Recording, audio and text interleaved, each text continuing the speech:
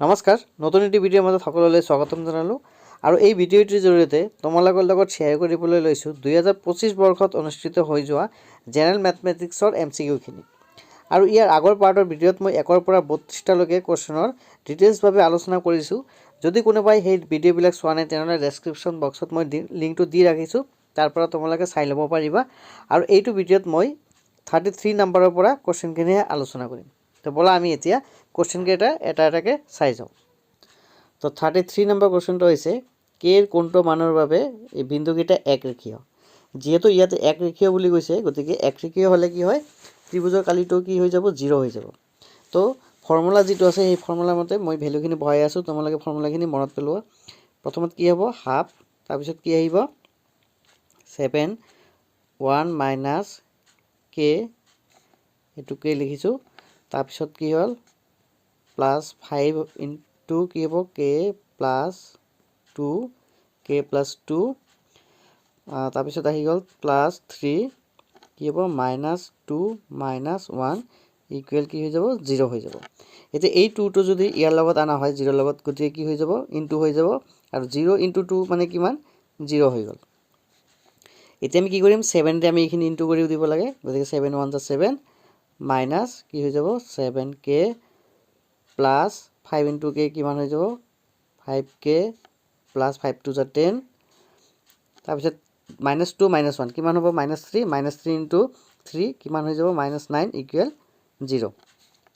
এবাৰ এই দুটা মিলি কিমান হৈ যাব -2k আৰু 10 - 1 9 ইকুৱেল 1 1 + 7 কিমান হৈ যাব 8 প্লাছ 8 ইকুৱেল কি 0।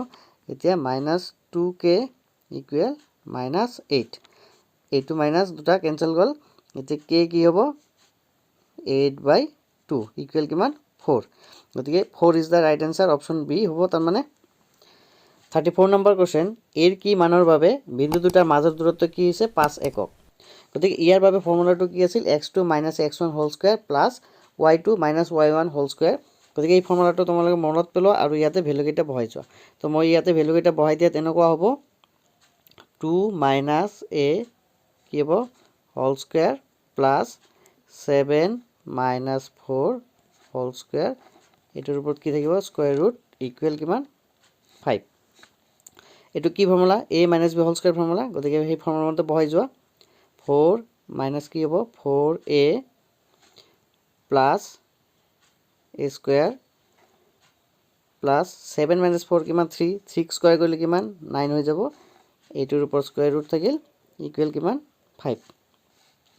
এতিয়া চোৱা 4 আৰু 9 মিলি কিমান 13, গতিকে আমি বস্তুটো এনেকৈ লিখিব পাৰোঁ যে a square minus 4a plus 13 equal কিমান 5। যিহেতু এইফালে কি আছে বৰ্গমূল চিন আছে, আৰু বৰ্গমূল চিনটো উঠাবৰ কাৰণে আমি কি কৰিব লাগে, বোথ ছাইড স্কুৱেৰ কৰি দিম। গতিকে বোথ ছাইড স্কুৱেৰ কৰিলে কি হ'ব a square minus 4a plus 13 equal 5 square কৰিলে কিমান 25। এতিয়া 25টো আমি লেফ্ট ছাইডত আনিম ইকুৱেলৰ, গতিকে a স্কুৱেৰ মাইনাছ 4a কিমান হৈ যাব 13 মাইনাছ 25 হৈ যাব, কিমান হৈ যাব -12 ইকুৱেল ৰাইট ছাইডত কি থাকিল এইবাৰ 0। এইবাৰ এইখিনি আমি কি কৰিব লাগিব, ফেক্টৰাইজেশ্যন অৰ্থাৎ উৎপাদক বিশ্লেষণ কৰিব লাগে। এতিয়া আমি ইয়াতে লিখি ল'লোঁ উৎপাদক বিশ্লেষণৰ কাৰণে a square minus 4a minus 12 equal কি থাকিল 0, গতিকে a স্কুৱেৰ মাইনাছ কি হ'ব 6a plus 2a minus 12 equal 0। এতিয়া এইখিনিৰ পৰা কি কমন যায়, a কমন যাব, a কমন ল'লে a মাইনাছ 6 থাকিল প্লাছ 2 কমন ল'লে কি থাকিল a মাইনাছ 6 থাকিল ইকুৱেল কিমান 0। গতিকে কি হৈ যাব a মাইনাছ 6 আৰু কি হৈ যাব a plus 2 a plus 2 equal কিমান 0।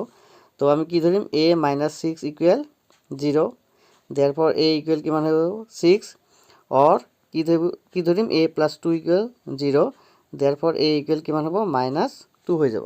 গতিকে কি পাইছোঁ 6 পাইছোঁ আৰু -2 পাইছোঁ, গতিকে option C is the right answer. এবাৰ 35 নম্বৰ, ইয়াতে কি দিছে cot 25 cot 35 এনেকুৱা দিয়া আছে। তো তাৰ কাৰণে আমাৰ ফৰ্মুলা এটা জানিব লাগিব, কি আছিল যে tan 90 ডিগ্ৰী মাইনাছ থিটা ইকুৱেল কি cot থিটা আছিল। গতিকে এই ফৰ্মুলাটো আমি ইয়াতে এপ্লাই কৰিম।